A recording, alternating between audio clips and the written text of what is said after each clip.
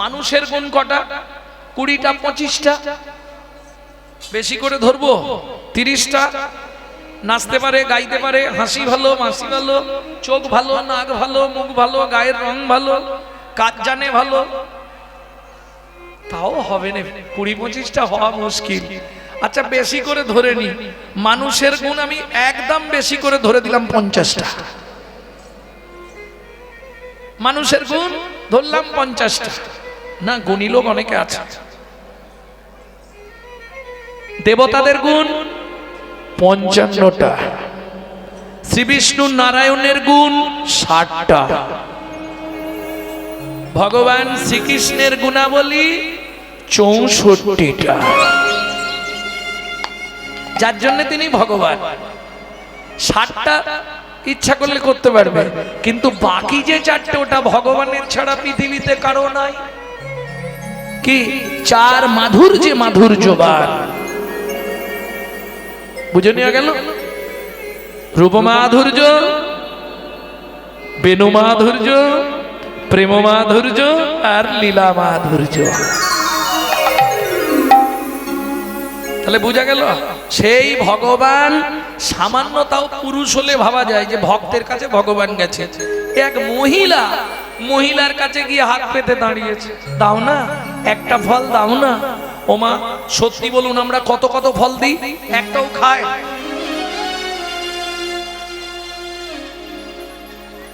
অত ফল কিনে দিই, একটাও খায়নি, অথচ সেখানে গিয়ে ফল চাইতে হবে। এর রহস্যটা কি? কেন ভগবান শ্রীকৃষ্ণ আজকের দিনেই ওই ভদ্র মহিলার কাছে ফলটা চাইলেন? একটা দাও, খুব খিদে পেয়েছে। ভগবানের কি অভাব ছিল? বিশ্ব ব্রহ্মাণ্ডের মালিক, তার কিসের অভাব? কি গো, চলুন শ্রীমদ্ ভাগবতে রাধা বিনোদ গোস্বামী কি লিখছে একটু শুনি। এটা রাধা বিনোদ গোস্বামীর ভাগবতে পাবেন, 22 খণ্ড। দেখতে হবে না, জীবন শেষ হয়ে যাবে ওইখানে। দুটো গ্রন্থ যদি জীবনে কিনে ফেলতে পারো, আর তোমার কাউকে দরকার হবে না। সেটা হচ্ছে রাধা গোবিন্দ নাথের চৈতন্য চরিতামৃত, যিনি ঢাকা ইউনিভার্সিটির প্রফেসর ছিলেন, রাধা গোবিন্দ নাথ। রাধা গোবিন্দ নাথের চৈতন্য চরিতামৃত 6 খণ্ড, আর রাধা বিনোদ গোস্বামীর ভাগবত 22 খণ্ড। তাহলে তোমার জীবনে আর কিছু পড়তে লাগবে না, হয়ে গেল পড়া। আর জীবনে কোনো গ্রন্থ আর পড়তে হবে না। কি মাধুর্যের গ্রন্থ! আহা! তবে উদ্ধার করাও কঠিন ব্যাপার, কঠিন শব্দ তো সব। ভক্তমণ্ডলী, ভক্তিমতী মায়েরা, সেই রাধা বিনোদ গোস্বামীজি ভাগবতে প্রথমেই এই কথার পরিপ্রেক্ষিতে লিখলেন, পূর্বের প্রতিশ্রুতি করিতে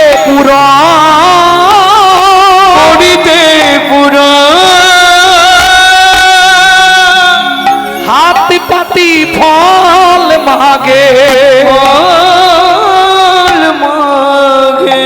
ও যদু নন্দ, ও যদু নন্দ। ও মায়েরা, পূর্বের প্রতিশ্রুতি করিতে পূরণ, হাত পাতি ফল মাগে, ও যদু নন্দন। এখন পূর্বের প্রতিশ্রুতি, কার প্রতিশ্রুতি, কিসের প্রতিশ্রুতি, সেটাই শুনবো এবার। চন্দ্রকান্ত নামে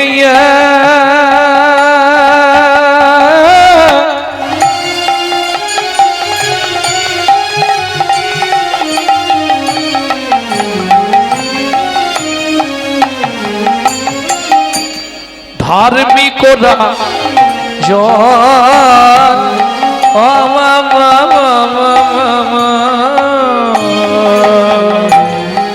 চন্দ্রকান্ত নামে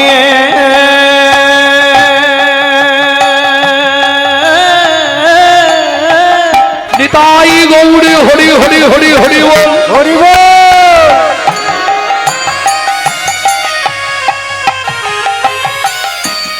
ধার্মিকরা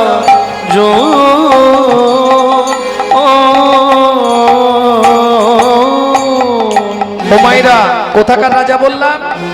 আমি কিন্তু জিজ্ঞেস করব, খেয়াল রাখবেন। চন্দ্র বংশের রাজা, প্রজার জীবন। চন্দ্র বংশের রাজা, প্রজার জীবন। হেমকান্তা স্ত্রীতা, অতি গুণবতী। হেমকান্তা স্ত্রীতা, অতি গুণবতী। ত্রিভুবনে তার মতো নাহি আর সতী। ওই ত্রিভুবনে তার মতো নাই কোনো সতী। ও মাইরা, সতীর পুণ্যে পতির পুণ্য, না পতির পুণ্যে সতীর পুণ্য?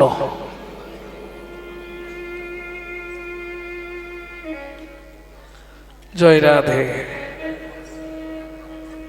ভক্তমন্ডলী, ভক্তিমতী মায়েরা, এ প্রশ্নের উত্তর দিলে আমাকে মার খেতে হবে।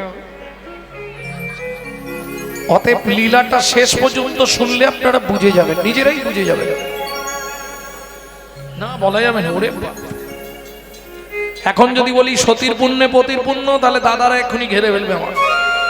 আর যদি বলি পতির পুণ্যে সতীর পুণ্য, তাহলে তৈরি আছে। এইবার বলি, স্বামী স্ত্রী যদি এক পথের পথিক না হয়, সে সংসারে কিন্তু শান্তি থাকবে না। অর্থ থাকতে পারে, ভগবান হয়তো আপনার কর্মের গুণে কোটি কোটি টাকা দিয়েছে, অর্থ দিয়েছে, কিন্তু শান্তি কেনা যাবে না। দেখুন, দিন দরিদ্র কাঙাল, থাকার ঘর নেই, জায়গা নেই, ভিক্ষা করে খায়, তাদের শান্তি আছে। অতএব শান্তি কখনো বাজারে কিনতে পাওয়া যায় না। শান্তি সুকৃতি প্রারব্ধম, পূর্বের কর্মফল অনুসারে শান্তি আসবে। কি দুঃখ অ্যাভেলেবেল, চাইলেই পেয়ে যাবে। আজকে ভাবা যায় দুঃখ চাইলেই আপনি পাবেন, কিন্তু সুখ কিনতে পারবেন না। কারণ আমার মনে হয় এটা, দুঃখ যদি বিক্রি হইতো ওজন মাপার দরে, কত জীবন চলে যেত দুঃখ বিক্রি করে। দুঃখ বিক্রি করে।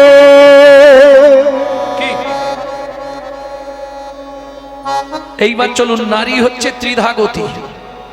একটা নারী হচ্ছে ত্রিধাগতী, মদ হচ্ছে দুটো। ত্রিধাগতী কি? একটা হচ্ছে আপনি যখন বিয়ে হয়ে এলেন, আপনার ফার্স্ট নেম কি হয়েছিল জানেন?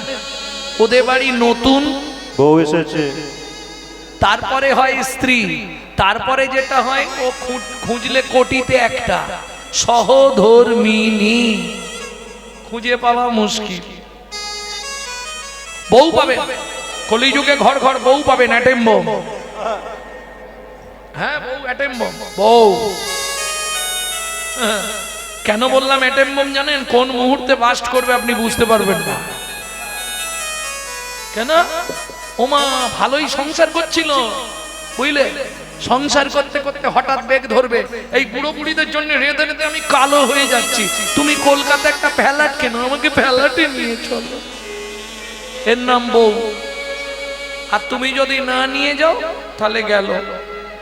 কারণ রাগ করবেন না, দুটো তিনটে জিনিসে তো সমাজটাকে শেষ করে দিল।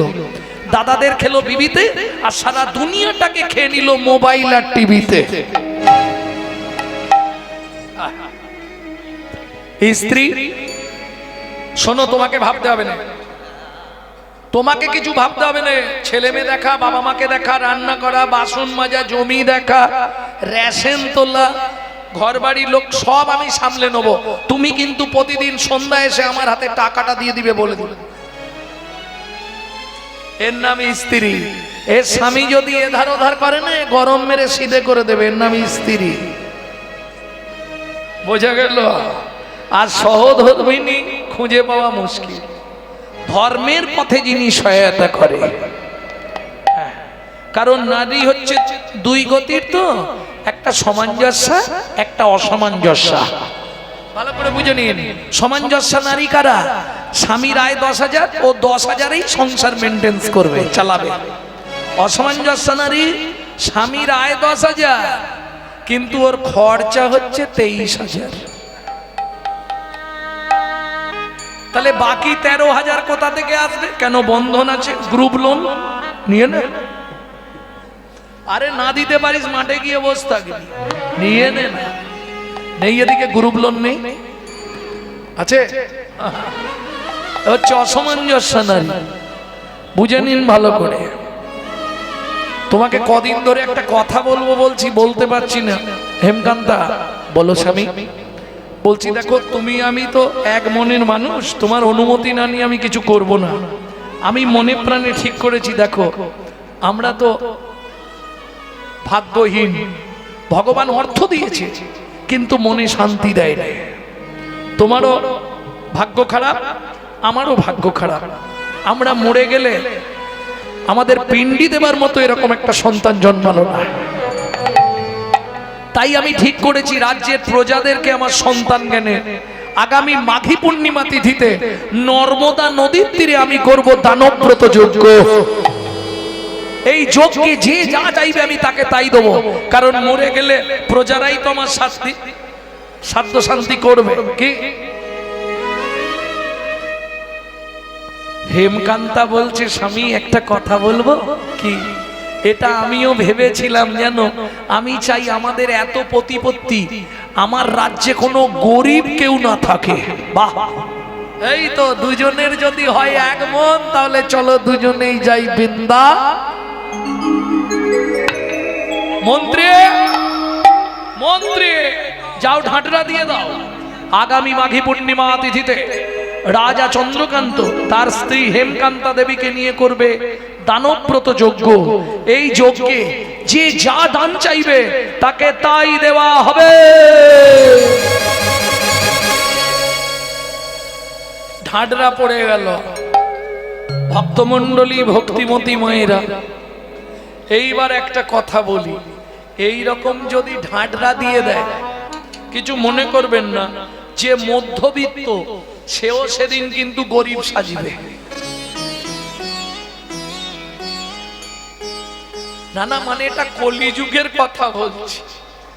কি একদিনের জন্য একটা ছেঁড়া জামা পরে আমিও চলে যাবো যদি কিছু আসে? আরে হাসির কি আছে? আমার নাম জানো তো, গৌরাঙ্গ চক্রবর্তী, মানে ব্রাহ্মণ। আর ব্রাহ্মণ মানেই লোভ।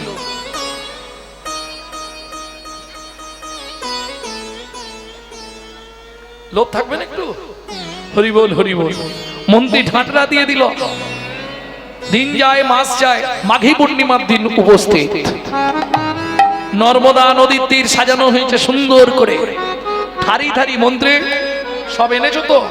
গাভী, ভূমি, অন্ন, বস্ত্র, অর্থ, মোহর, জমির পর্চা সব এনেছো? বেশ, যে যা চাইছে রাজা প্রাণ ভরে আজ দান করবে। আপনারাও দান করেন তো? যেমন একটু আগেই শুনতে পাচ্ছিলাম এখানে মন্দির হবে, মন্দিরের কাজ চলছে। যার যেমন ক্ষমতা দান করবেন। তবে একটা কথা আমি বলবো, কেউ রাগ করবেন না, जो पर भी धरे सदा सो बहुदान किया।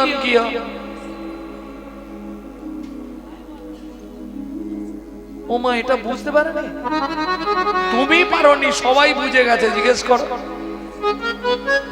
जो पर भी धरे सदा सो बहुदान किया, जो परदार हरे सदा सो बहु तिराद ज्ञान किया, जो महू में परचा कली सो महू में हरि नाम लिया। मालूम नहीं है? जो परबीत हरे सदा। এইবার বাংলাটা বলছি, শুনে নিন। যে ব্যক্তি সকাল থেকে সন্ধে পর্যন্ত শুধু পরের মেরে খাবার ধান্দা করে, তার দান করেই কি আর না করেই কি?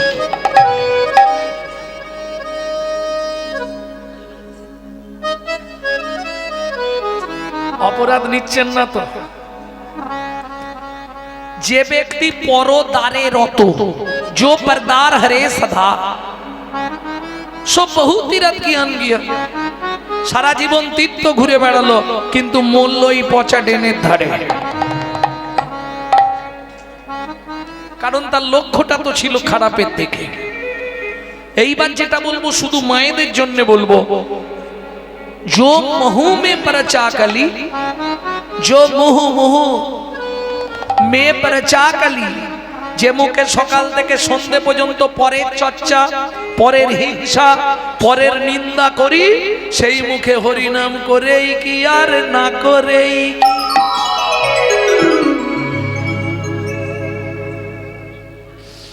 কাল গালাগালি দেবে আমাকে চারটি। কে? মহাদাতা সেজেছে রাজ, বুঝে প্রজার ওই মন। মহাদাতা সেজেছে রাজ। কি কি দেয়া হবে শুনে নাও আস্তে, সেই মতো চাইবে, কিন্তু উল্টো পাল্টা চাইলে দিতে পারবো না। যেগুলো দেয়া হবে বলছি, রজত চনমণি, অন্ন বস্ত্র। ওবেলা দেখছিলাম ওইখানটায়, ওই হাটের ভেতর দিকটায়, বাবা লোক খালি আসছে আর খাচ্ছে, আসছে আর খাচ্ছে, বাম্পার খেয়েই যাচ্ছে। হ্যাঁ, সে হরিনাম শুনছিল কিনা তার ঠিক নেই, গিয়ে বসে গেছে। হরির ধারেই আসেনি, যাবার সময় খেয়ে ঘর চল। রাগ করবেন না, আমি জানি ব্যাপার।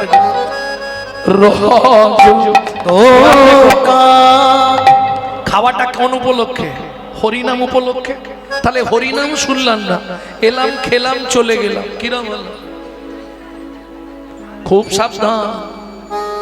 যাহা তুমি করে যাচ্ছ আসিয়া হেতায়, চিত্তগুপ্ত মরণ সত্য লিখিছে কাতায়। সাবধানে চলো মন, হও হুঁশিয়ার, বেলা তোমার ডুবে আসছে, আসবে অন্ধকার। কোথায় দেবতা খুঁজছো? মানুষ দেবতা হয়, হয় অবতার। বাড়িতে বাবা মাকে ভাত দেবো না, শ্বশুর শাশুড়ির সেবা করব না, আর মন্দিরে গিয়ে মাথা কুড়বো, ভগবান দেখা দাও, ভগবান দেখা দাও, লাভ কিচ্ছু হবে না। এটা মাথায় রেখো। সকালবেলা উঠে বাবা মাকে ভালো করে ভক্তি করবে, প্রণাম করে নেবে, 33 কোটি দেবতাকে ভক্তি করা হয়ে যাবে। এটা মাথায় রেখো। ভক্তমণ্ডলী, ভক্তিমতী মায়েরা, কি কি দেয়া হচ্ছে?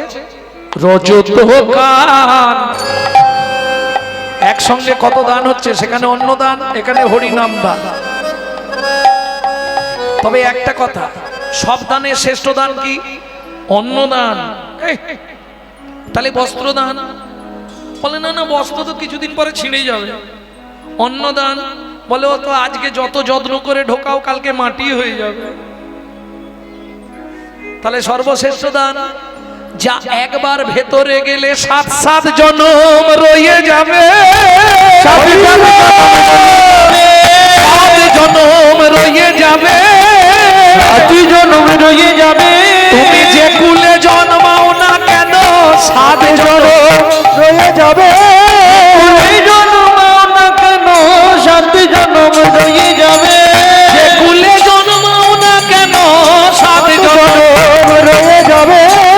কুলে জন্মাও না কেন, হরি তোমার বাধা থাকবে।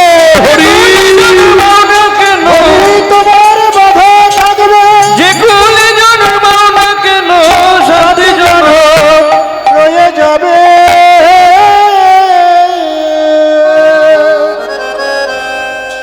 কি কি দেওয়া হচ্ছে গো? রজত, রজত, রজত মানে রূপা, কাঞ্চন। কি কি দেওয়া হবে? রজত কাঞ্চনমণি,